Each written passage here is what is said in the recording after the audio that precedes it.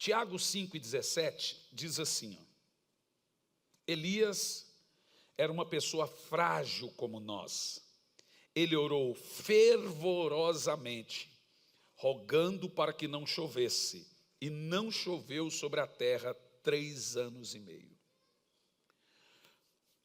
Usando a profecia de Elias, o apóstolo Tiago, irmão do Senhor Jesus, nos ensina um estilo, ou um dos estilos mais poderosos sobre oração que existe, a chamada oração fervorosa. Nós já tivemos a oração com gemidos, já tivemos a oração como dores de parto, nós já tivemos o espírito da oração, as 3 dimensões da oração, e hoje esse tipo de oração que nós encontramos na Bíblia é chamada oração fervorosa. Mas o que é a oração fervorosa? Muita gente tem um conceito um pouco equivocado sobre o que nós chamamos de oração fervorosa. 2 aspectos da chamada oração fervorosa. Primeiro, a oração fervorosa vem de um coração que está engajado com Deus.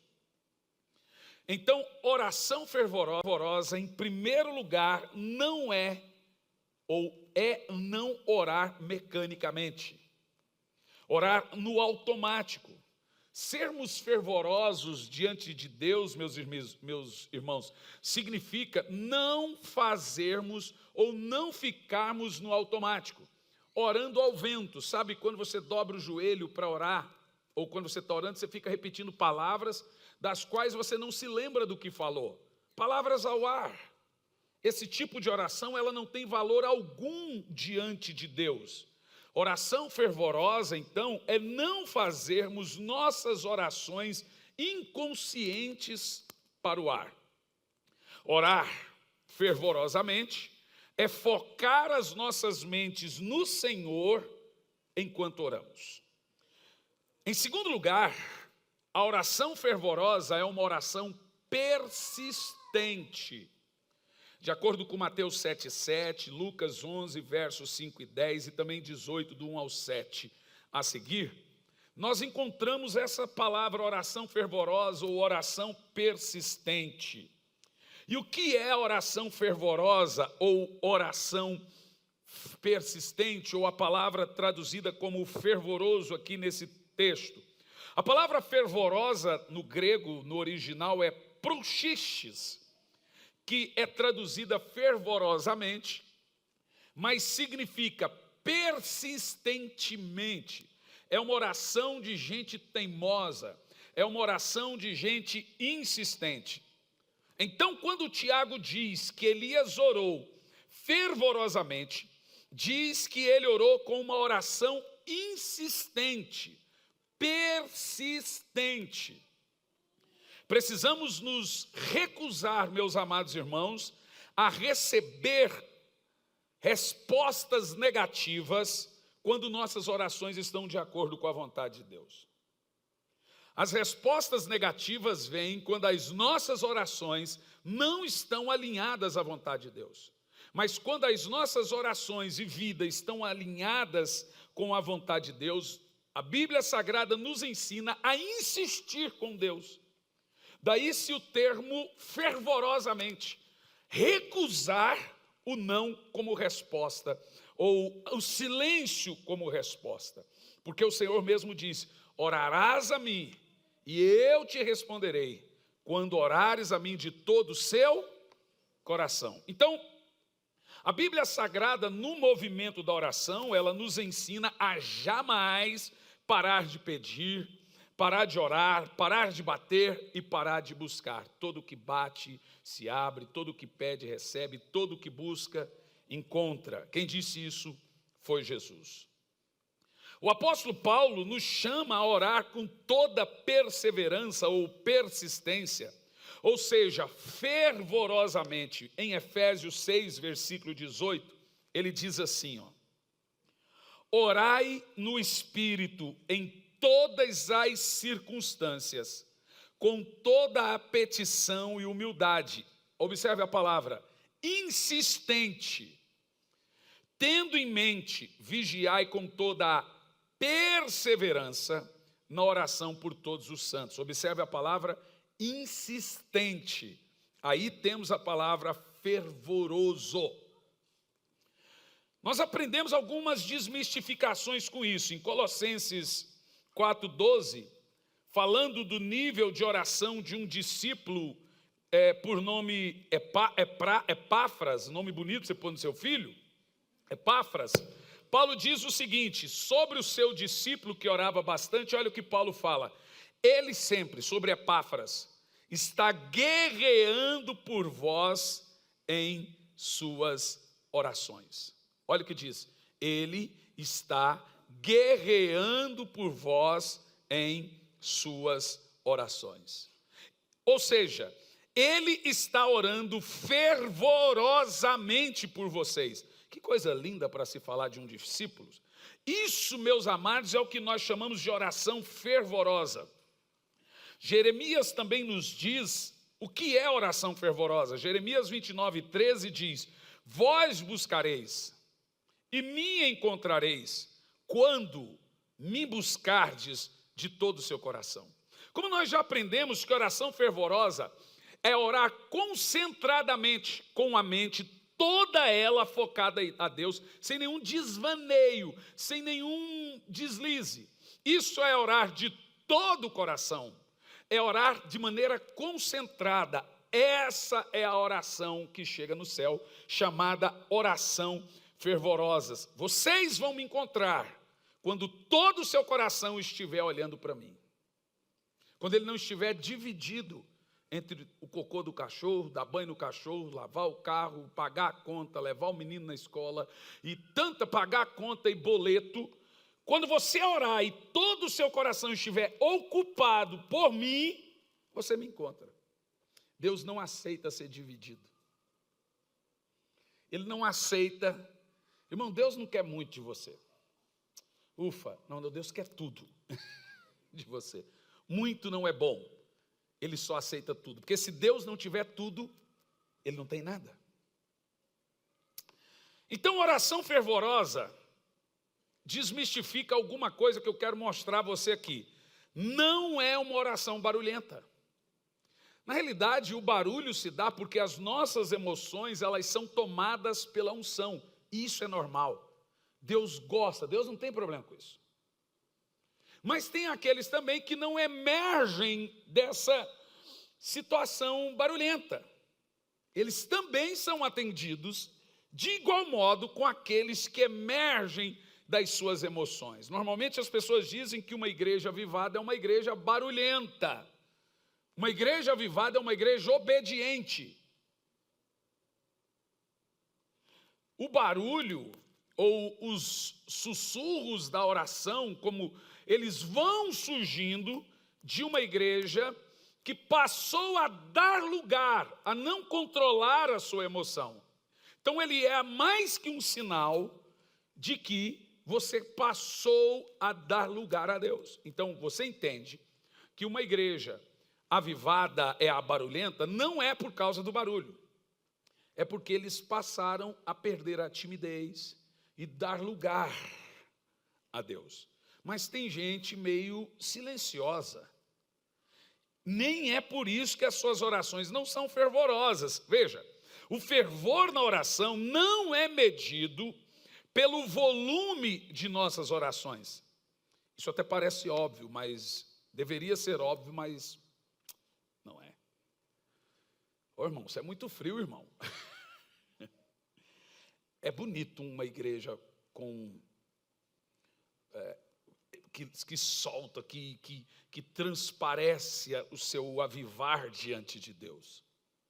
Isso é uma característica que esse povo deu lugar. Mas isso não é uma característica de fervor. Eu venho de igrejas legalistas na minha infância. E tento fugir delas, dá até coceira, assim. E eu conheço gente que orava, aleluia, glória a Deus. Mas era o demônio em casa. Essa semana eu tive que chamar uma senhora. Falei, minha querida, isso não é espiritualidade. próxima vez que você começar a atrapalhar o culto, eu vou falar para você, quer pôr um pinico na cabeça para se aparecer. Você está atrapalhando o culto. E eu não admito você atrapalhar o culto desse jeito. Não, mas é que o senhor tem que ter espiritualidade. Você quer me ensinar a ser espiritual agora? Não, você viu como que você não é espiritual? Bom, com isso eu também não quero inibir, jamais. Eu sou da linha pentecostal, vocês continuem dando glória a Deus. Olha que culto tremendo hoje. Eu quero é isso. Eu quero é Deus. Mas é muito importante, porque quando começa no movimento de avivamento, as pessoas começam a depreciar aqueles que são mais silenciosos. Nossa, ele é tão frio. Você ouve isso. Isso beira o ridículo. Então veja, muitos pensam que por muito gritarem, estão sendo fervorosos, mas não estão necessariamente sendo fervorosos. Todo pastor ama, enquanto ele está pregando, ouvir um glória a Deus, aleluia, glória a Deus, mas na hora certa. Amém, queridos? Diga na hora certa. Todo mundo vai para o inferno, diga amém. Você viu que teve gente que disse amém? Como é fácil. Entendeu o que eu disse? Esses dias eu cheguei na igreja, o povo... Falei, eu vou pegar todo mundo lá. Falei, gente, todo mundo aqui vai para o inferno. Pô, amém. Pô, misericórdia. Falei, misericórdia nada. Vocês não são tão espirituais? Por que não prestou atenção no que eu falei?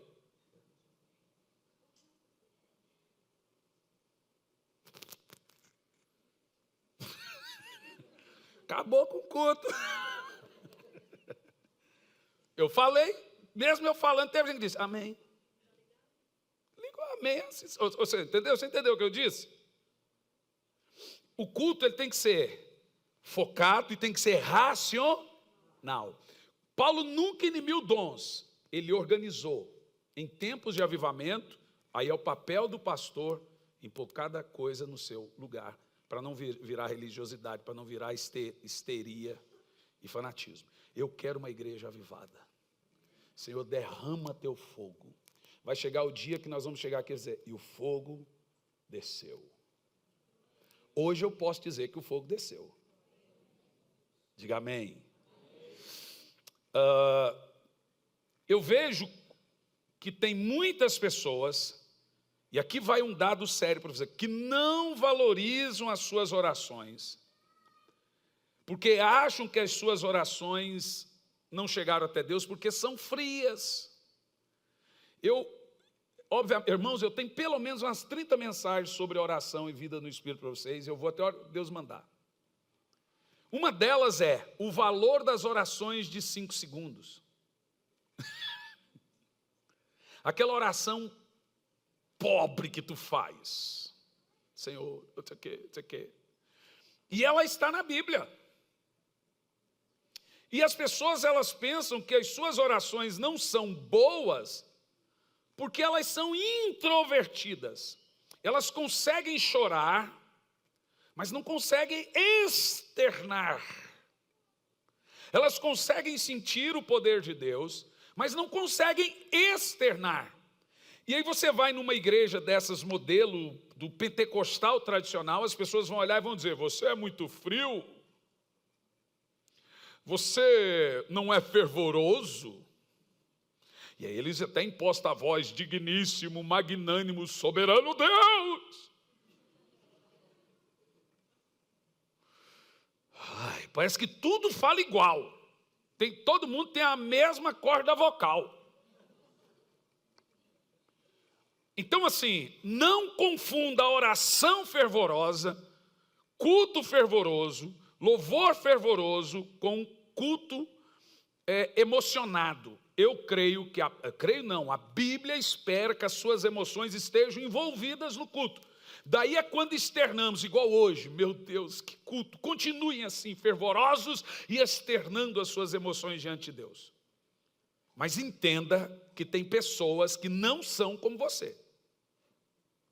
Pode ser que elas se tornem, mas não são. Significa que elas são frias? Não. Seria ela fria se ela não orasse. Seria ela fria se ela não buscasse a Deus de todo o coração. Então, orações fervorosas, apaixonadas, são excepcionais. Deus ama isso. Deus ama esse tipo de coisa.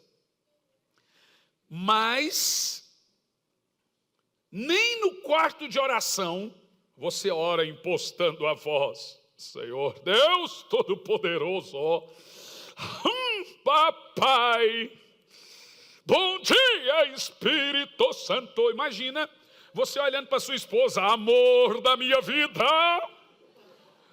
Como disse o Lucas Galdino, você quer o leite, um pão francês. Bom, não vou atacar de Lucas nem de Cláudio Duarte aqui hoje. Mas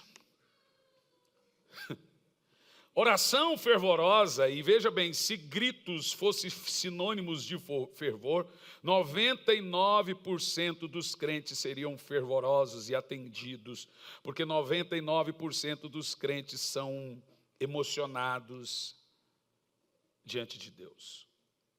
Eu quero dizer para a igreja aqui, continue assim, emocionados, ardentes, porque faz parte da paixão. Pior coisa que tem é um relacionamento de dois em que um é frio. Frio no sentido de não externar. Mas não pense você, para o outro lado, que as pessoas que não externam isso não são atendidas. Por quê? A minha mensagem hoje se dirige a esse equilíbrio. Oração fervorosa, pelo que nós lemos aqui, é uma oração persistente, insistente. Tendo em vista que quase todas as nossas orações são feitas com sussurros, nós devemos entender que Deus ouve todo o tipo de oração, e todo o tipo de modelo de oração, e todo o estilo de oração, sendo ela feita de todo o seu coração. Em Tiago 5,16, nós temos aqui um texto que deve ser muito bem alinhado, porque nós lemos esse texto e só pegamos uma parte dele. Mas olha o texto, Tiago 5,16. Portanto, confessai os vossos pecados uns aos outros e orai uns pelos outros para serdes curados. Agora olha lá. A súplica de uma pessoa justa é o quê? Bom, temos aqui a palavra súplica. Diz assim, a palavra súplica é diferente de falar. Suplicar é insistir. Vai lá e suplica. Então você vem e fala com o rei. Agora vai e faz uma súplica. A Bíblia diz que não é falar apenas com Deus para ser ouvido, tem que falar de forma insistente, suplicante. Então diz assim, a súplica fervorosa, insistente é poderosa.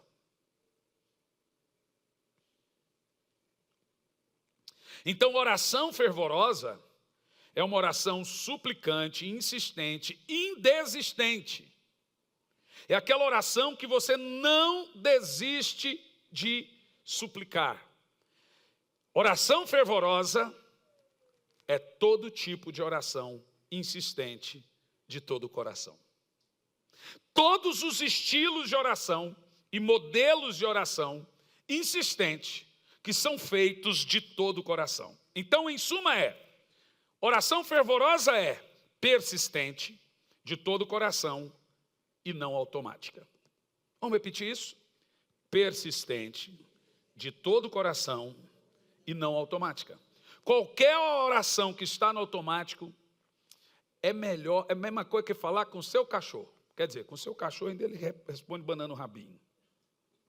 Então vamos ver aqui em alguns segundos, alguns exemplos de oração fervorosa respondidos na Bíblia. Texto base, Elias orou fervorosamente. Tiago 5:17 ao 18 diz assim, você entendeu o que eu estou falando? Elias era um homem frágil como nós. E mesmo sendo frágil, ele orou fervorosamente, rogando para que não chovesse, e não choveu. Ele orou e parou de chover durante 3 anos e meio. E depois ele fez uma outra oração e passou a chover. O ponto que o apóstolo Tiago, irmão do nosso Senhor, está enfatizando aqui é: Elias não era diferente de nós. Ele era um homem frágil. Eu fui buscar também o significado da palavra frágil aqui. É o mesmo significado da palavra fraqueza, dele nos ajudar em nossa fraqueza, que não é pecado moral. E do mesmo texto de Paulo em 2 Coríntios 12, quando ele fala do espinho na carne, ele fala que o Espírito, em Romanos 8, 26, ele ajuda nas nossas fraquezas. 2 Coríntios 12, a partir do primeiro, que ele foi ao terceiro céu arrebatado, do espinho na carne e do poder que se aperfeiçoa da fraqueza. A palavra que eu encontrei aqui no grego é homoipates. E essa palavra quer dizer fragilidade emocional. Bom, já soubemos disso, que Elias teve uma espécie de um burnout, um surto emocional.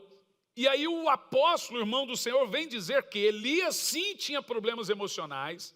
Por isso o termo, ele era igual a você, frágil igual a você, mas a oração dele tinha poder. Então talvez você pense, esses dias eu ouvi um irmão falando: pastor, eu não oro em línguas há anos porque eu sou muito pecador. Bom, a oração em línguas foi feita para pecadores. O Espírito Santo não veio porque você é forte, ele vem porque você é fraco. Ele nos ajuda nas nossas fraquezas. A oração em língua foi feita justamente porque você é pecador. Olha, camarada, cheio de pecado, chega na igreja, fica orando em línguas. O pior tipo de crente deveria ser o que mais ora em línguas. Porque quando você ora em línguas, ela vai fortalecer você. Inibindo, é como se uma injeção de anticorpos para inibir o pecado. A oração em línguas, orado o dia todo ali, ela vai fortalecer você e mortificar a carne. Então a oração em línguas foi feita para gente pecadora. Se você tem timidez para não orar, você deveria ser o que mais orasse devido ao tanto de pecado que você tem. E aqui o texto sugere: Elias era um homem frágil como nós, com fragilidades emocionais. O termo é sujeito às mesmas emoções e ao mesmo tempo sujeito a todos os tipos de emoções. Daí a palavra frágil como nós. Deus responde orações de pessoas fracas. Deus responde orações de 3 segundos. Deus responde orações de 1 hora. Quanto mais você orar, mais forte você fica. Mas tem hora que você está fraco. A sua oração, saída da sua boca em tempo de fraqueza, ela é muito poderosa. A oração mais poderosa da Bíblia é a mais curta. Senhor, salva-me. Quem fez? Pedro. Salva-me que eu estou perecendo. É a oração mais curta da Bíblia. Na hora ele foi atendido. Ele estava afundando e afogando. Essa oração, ela é muito poderosa. Tem hora que você está sem força. Mas o fato de você dizer: Senhor, ensina-me a orar, você já está orando. E aí, como eu já preguei, você vai passar a receber um espírito de oração para orar cada vez mais e cada vez mais tempo. O ponto que o apóstolo Tiago está enfatizando aqui é que Elias é igual a você. Diga amém. Em 1 de João 5,14, olha o que o apóstolo diz aqui, ó. 1 de João 5,14.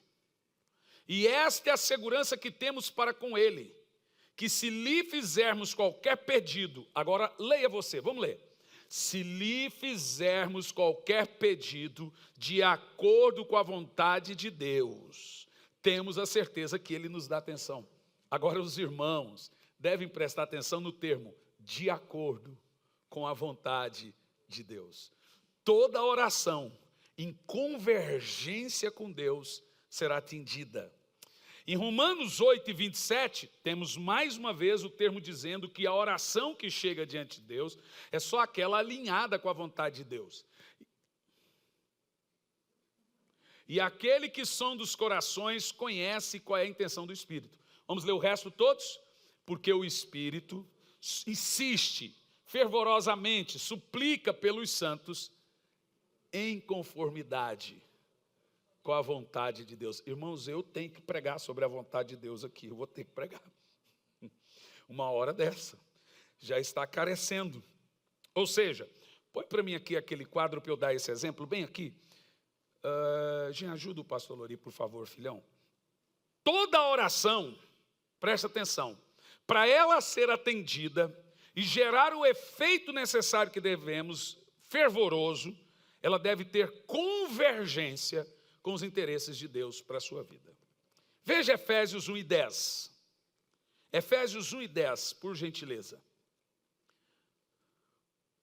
De tornar a congregar, veja como está, por favor, antes de você pôr, essa é a Ferreira de Almeida, né? King James? Põe a Ferreira de Almeida, por gentileza. Por isso que eu pedi para a gente sempre ter versões. Não que seja diferente, é que como tem crente novo, ele pode falar, mas o pastor fala uma coisa, a Bíblia fala outra, muda a versão. Agora está ali, ó. Por isso que sempre eu falei, Jair, vamos sempre deixar duas versões. Isto é, de fazer convergir em Cristo tudo quanto existe. Diga comigo a palavra convergir. Tudo quanto existe. Todos os elementos que estão no céu, como os que estão na terra, na dispensação e na plenitude dos tempos. A palavra convergir é trabalhar em prol, é alinhar em conformidade do eixo. Daí surge o antinômio, divergir ou divergente. Convergência é antônimo de divergência, divergentes e convergentes. Surgiu aí um filme por título Divergentes, para você entender o que eu digo sobre oração alinhada com a vontade de Deus, sendo ela oração fervorosa. No filme, você sabe, é um mundo em que todos são convergentes, uniformes. E o que é interessante no filme, é claro, o filme vai mostrar que o modelo convergente é um modelo ruim. Mas você vê que o mundo, enquanto é convergente, ele tem uma harmonia. Aí começa a nascer os divergentes. Aqueles que dançam fora do compasso, que questionam. E você percebe até mesmo no filme que a partir do surgimento dos divergentes, as tribos, os clãs começam a ser destruídos, porque cada clã tem um divergente. Honestamente, irmãos, eu disse ontem, eu assistindo os jornais o dia inteiro, sábado eu fico à tarde em casa, isso é tão bom, e vendo aqueles medicamentos e alimentos chegando na Venezuela, e o governo lá, o presidente, queimando comida e medicamento. Nem Hitler fez isso, nem Stalin fez isso, o comunismo é satânico. E aí você vê os comunistas em silêncio, ó, calado, ninguém fala nada. Aí quando uma falou, todo mundo ataca, ajuda humanitária.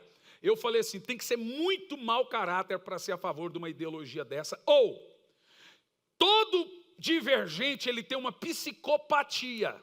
Ele começa sendo divergente em casa. Por isso que educação é você tirar a divergência do filho. Tirar a ignorância dele. Ei, você não manda aqui não. Quem manda aqui sou eu. Aqui não é assim não, rapaz. Quando um filho começa a divergir com os pais, o qual ele lhe deve respeito, e honra e obediência, ele está com uma psicopatia luciferiana. Lúcifer foi um divergente. Vou lhe explicar como que isso funciona. Imagina você, eu sou péssimo nisso, mas vou atacar de professor agora como nosso instituto. Isso é em tese, num lugar muito distante, numa galáxia muito distante, num lugar terrível, temos o que chamamos de luz. Quem mora aqui? Deus. Aonde é? Não sei. Como é? Não sei. A Bíblia diz que é uma luz inacessível, onde o homem nunca viu, nunca verá e nunca foi. Aqui nós temos Deus. Deus, Pai, Filho e Espírito Santo. Em essência, estavam sempre aqui. Pai, Filho e Espírito Santo coexistente. Nunca foram criados. Como isso? Bom, lá no grande dia, você pergunta, o fato que nossa mente é caída, que quando ela começa a pensar na infinitude, ela trava. Ela trava por causa da queda, ela só funciona 2%. Então você fala, a partir daqui não consigo mais pensar. Parece que o seu pensamento cai no abismo. Pá! Quando parece que o seu pensamento cai no abismo, é porque a partir dali você atingiu sua cota de 2% de inteligência. Você não consegue pensar a mais que isso, ok? Então, imagine que nós atingimos agora os 2% de inteligência. O resto é pura burrice. É só para fazer cabeça grande. Deus está aqui, numa luz inacessível. E aqui, em essência, Pai, Filho e Espírito Santo habitam. Como eles são, não sabemos. Como eles eram, não sabemos. Mas desse modelo, o escritor de Hebreus diz que Deus decidiu, para ele ser adorado, e tudo convergir a ele, ele teve que fazer um corpo. Porque se Deus não faz um corpo, tudo à sua volta é engolido pela sua glória. Você já leu na Bíblia que a razão de não sermos consumidos pela glória de Deus é a sua, mas a misericórdia de Deus, ela tem carne, ela fala, ela anda, ela é uma pessoa. O fato de você não ser consumido é porque Deus fez um corpo, preparou esse corpo e falou para o seu filho, encarna nesse corpo, porque eu vou revelar-me a minha criação através desse corpo. João 1,18, põe na tela, você vai entender agora o que é convergir. Aí você vai entender o que é a oração fervorosa. Aqui, todo o resto aqui é o que chamamos de macrocosmo. Deus deve estar fora disso. Porque se Deus estiver dentro desse cosmo, tudo é consumido pela luz. Quem me compreende? Ainda não, mas você vai compreender. Leia o texto em voz alta, vai lá. De novo. Dá uma pausa. Como ninguém jamais viu a Deus? Ezequiel disse que viu a Deus. Isaías disse, viu o Senhor assentado no trono e o órgão do seu manto encheu o templo. Enoque disse que andou com ele. Abraão tomou café da manhã e comeu pão de queijo com ele. Adão andou ou não? Mas o que você está lendo aqui é que ninguém jamais viu a Deus. Ora, me explica esse texto. Eu não vou explicar. Eu vou deixar a Bíblia explicar. Ninguém jamais viu a Deus. Leia. O Filho unigênito que está no seio do Pai é quem o revelou. Vamos lá. João 14, versículo 7, você vê agora que Filipe tem a crise do testemunho de Jeová.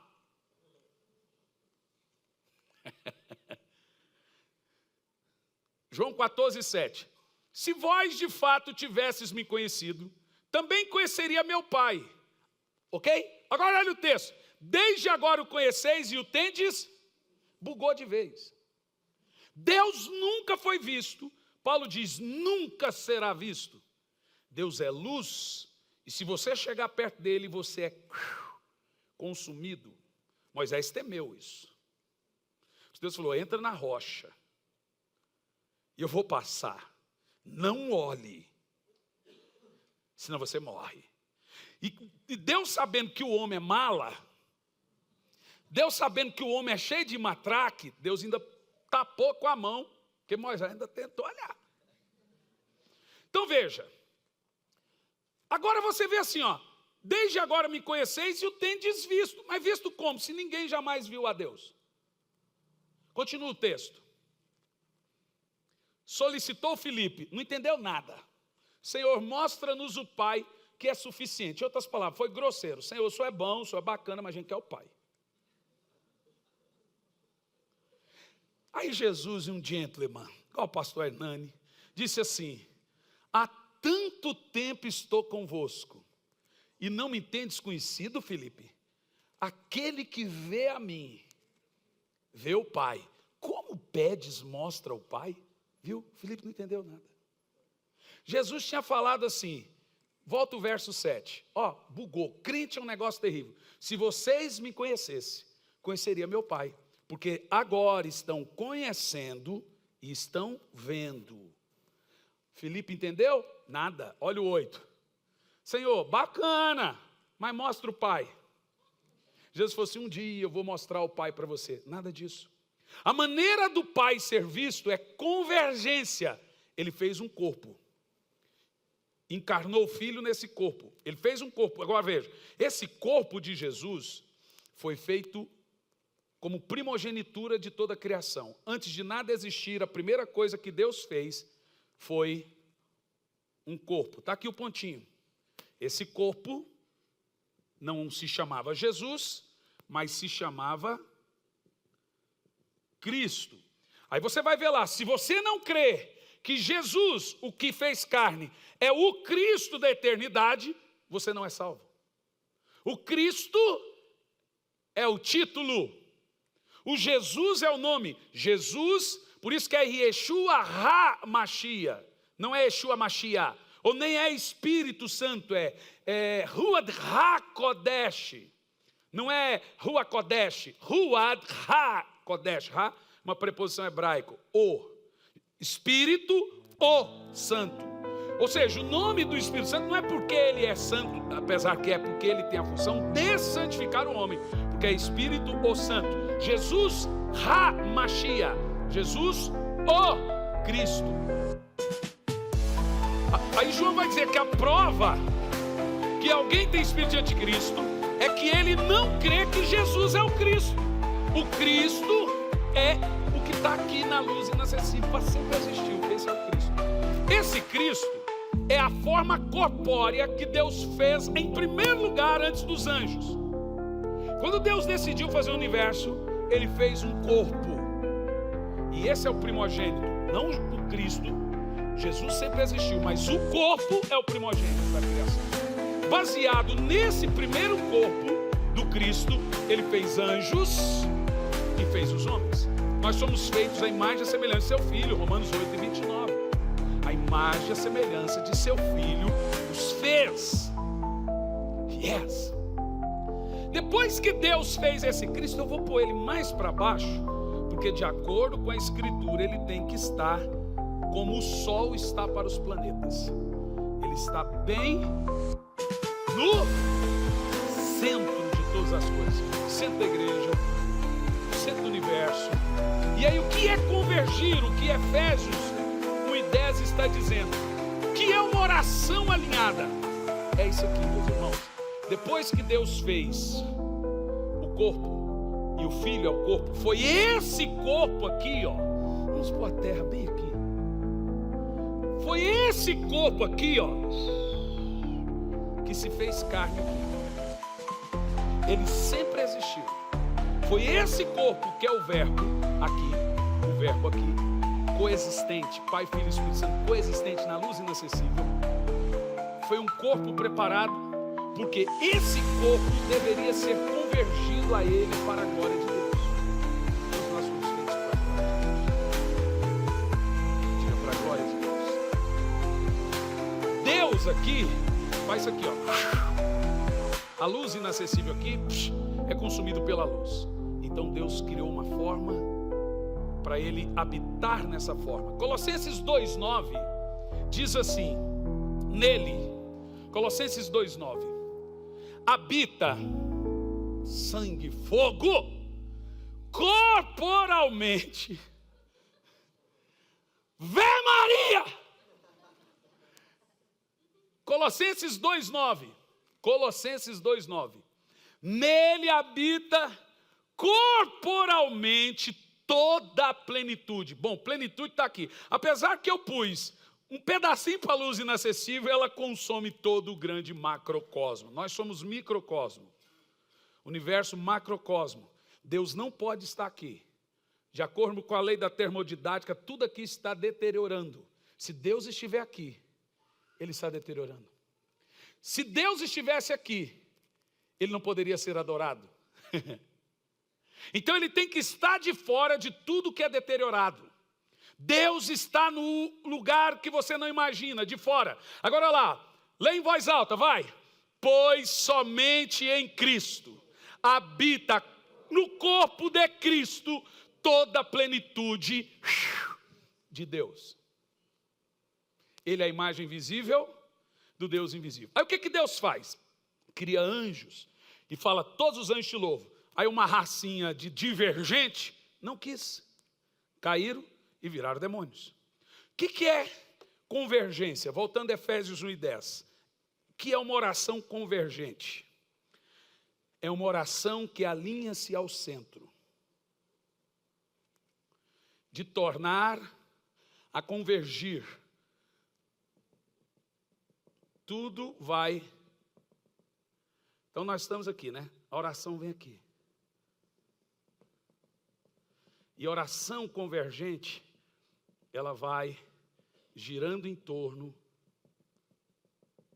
da vontade de Deus. De tornar a convergir em Cristo todas as coisas, na dispensação da plenitude dos tempos, tanto os que estão no céu como os que estão na terra. Continua, 11. Nele digo em que fomos feitos a herança, havendo sido predestinados conforme o propósito daquele que faz todas as coisas de acordo com a sua vontade. Convergência é orar todo o plano de Deus para o universo. As nossas orações devem descobrir a convergência que Deus fez das coisas.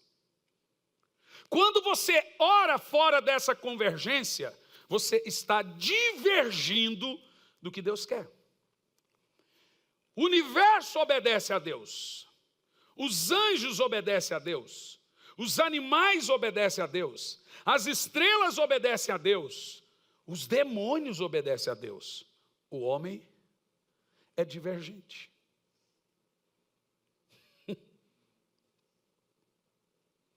Convergir é os planetas girarem em torno do convergir para uma rotação única. A palavra é trabalhar harmoniosamente. Um casal divergente sobrevive? Uma casa sem harmonia sobrevive? A palavra harmonia é isso, ter convergência, ter a mesma visão, o mesmo foco. Ah, mas as pessoas são diferentes. Não tem nada a ver com o que você está falando. Diferente é diferente, diferente é uma coisa, divergente é outra.